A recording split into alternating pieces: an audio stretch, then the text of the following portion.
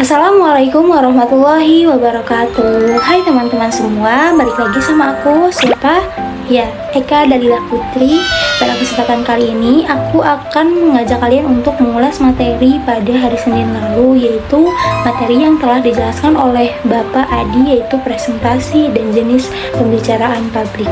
Nah, sebelum aku menjelaskan apa yang dijelaskan oleh Pak Adi, aku akan mengajak kalian untuk tahu dulu nih siapa public speaker yang maju kemarin. Nah, aku ceritain ya guys, untuk yang maju kemarin itu ada 3 orang. Nah, untuk yang pertama itu cosplay sebagai guru PAUD. Dia menjelaskan tentang kebersihan, kesehatan, dan lain-lainnya. Nah, untuk orang yang kedua itu cosplay sebagai orang yang menjelaskan tentang sepak bola. Karena yang majunya laki-laki, jadi menjelaskannya tentang sepak bola.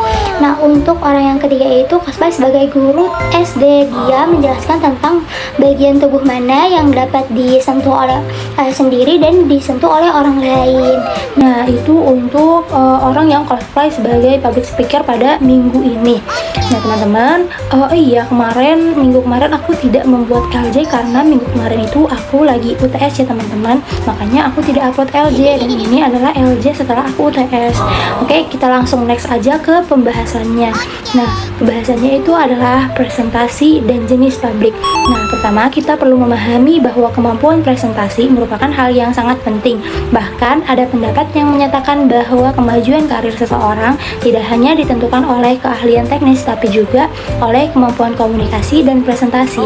Berbicara sendiri dapat dibedakan menjadi 2 ranah, yaitu ranah privat dan ranah publik, di mana ranah privat itu seperti berbicara di depan keluarga, orang tua, ataupun teman dekat, teman-teman kita.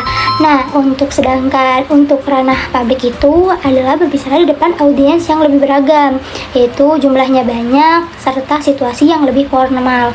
Nah, meskipun keduanya berbeda, tapi keduanya itu sama-sama penting karena berbicara di ranah privat itu bisa melatih kita untuk berbicara di ranah publik, teman-teman. Nah, teman-teman, selanjutnya itu dalam komunikasi juga ada beberapa prinsip yang harus diperhatikan. Yang pertama itu kita harus tahu informasi yang akan kita sampaikan. Nah, untuk yang kedua itu tujuan komunikasinya itu harus jelas. Apakah untuk memberikan informasi, mendidik, atau mempengaruhi? Untuk yang ketiga itu memahami khalayak, seperti memahami latar belakang pendidikan, budaya, karakteristik, dan lain sebagainya. Untuk yang keempat itu cara menyampaikan pesan harus jelas, singkat, dan sesuai dengan situasi. Untuk yang kelima itu adalah menghindari hambatan atau noise, baik dari faktor teknis maupun dari diri sendiri. Untuk yang terakhir itu adalah memastikan target komunikasi tercapai, yaitu audiens memahami pesan yang kita sampaikan. Nah, kemudian terdapat beberapa jenis pembicaraan public speaking, yaitu adalah impromptu atau berbicara secara dadakan tanpa persiapan. Nah, impromptu itu biasanya terjadi secara spontan. Nah, dalam situasi ini kita bisa memilih untuk mencoba berbicara atau menolak. Namun, semakin sering kita berlatih, maka akan semakin mudah kita menghadapi situasi seperti itu. Nah, sementara itu, presentasi merupakan bentuk pembicaraan yang sudah direncanakan dengan baik, mulai dari waktu, tempat, hingga materi. Keberhasilan presentasi itu ditentukan oleh persiapan yang matang dan cara penyampaian yang menarik. Nah, selanjutnya itu adalah peran moderator dan MC. Nah, moderator itu bertugas mengarahkan jalannya diskusi, menjaga suasana, serta memahami materi. Sedangkan kalau misalkan MC hanya membacakan susunan acara tanpa ikut mengarahkan isi pembicaraan.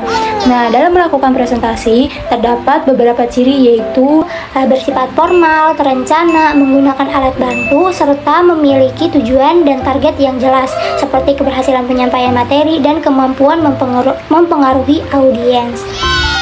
Nah, teman-teman, untuk mencapai presentasi yang sukses ada 3 kunci utama, yaitu riset, latihan, dan tetap tenang saat tampil. Namun, dalam praktiknya sering muncul hambatan seperti kurang persiapan, takut salah, berpikir negatif terhadap audiens, atau takut tidak memenuhi ekspektasi audiens. Perlu dipahami bahwa rasa takut adalah hal yang wajar, teman-teman. Yang terpenting adalah bagaimana kita mampu mengendalikan diri dan tetap percaya diri. Dapat dapat disimpulkan teman-teman bahwa kemampuan presentasi bukan hanya tentang apa yang kita sampaikan, tetapi juga bagaimana cara kita menyampaikannya. Oleh karena itu, persiapan, pemahaman audiens, dan latihan menjadi kunci utama dalam keberhasilan berbicara di depan publik.